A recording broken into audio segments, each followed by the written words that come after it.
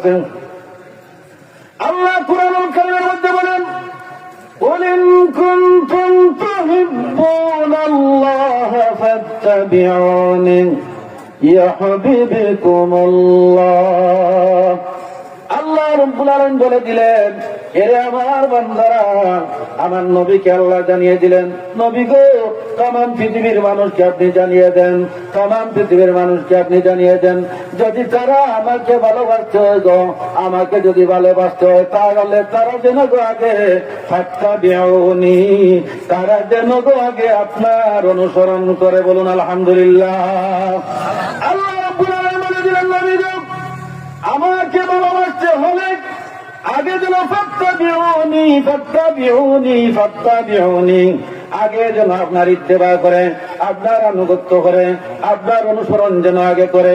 নবী গো যারা আপনার অনুসরণ করবে, যারা আপনার অনুসরণ করবে, ইউহিব্বুকুমুল্লাহ, তাইলে তারা আমার ভালোবাসা অর্জন করতে পারবে। বলুন সুবহানাল্লাহ।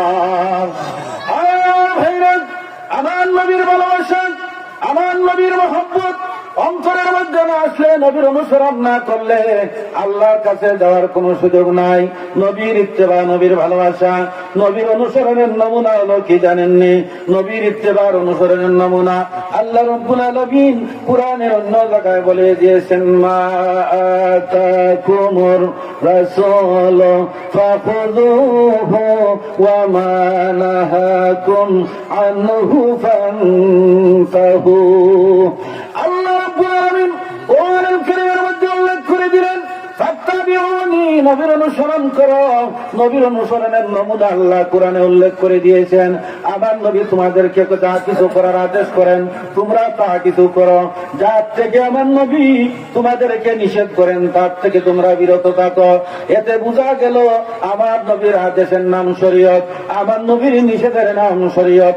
আমার আল্লাহ রাব্বুল আলামিন আমার নবীকে বলে দিলেন, নবী গো, ইয়া রাসূলুল্লাহ, ইয়া হাবিবাল্লাহ, ইয়া রাসূলুল্লাহ, ইয়া হাবিবাল্লাহ, আমি আপনাকে সারে আলাইহিস সালাতু সালাম তথা আমি আপনাকে শরীয়ত প্রণেতা বানাইয়া দিছি।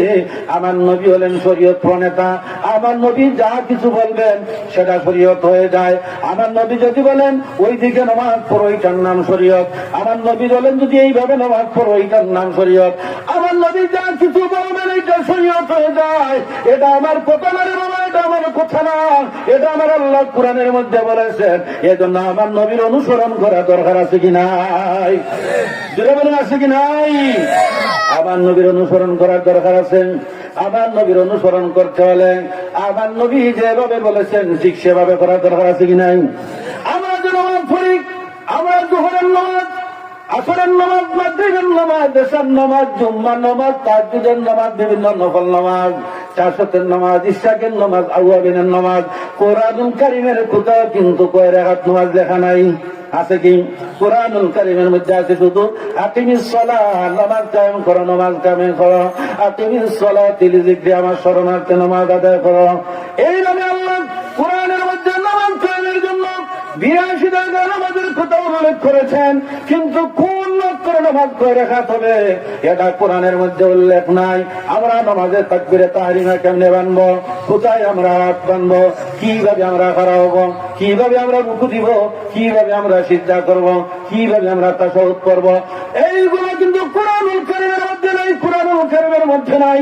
আল্লাহ রাব্বুল আলামিন আমার নবীকে শরীয়ত প্রণেতা বানিয়ে বলেছেন, নবী গো যেমনি আপনি বলবেন তেমনি শরীয়ত হয়ে যায়।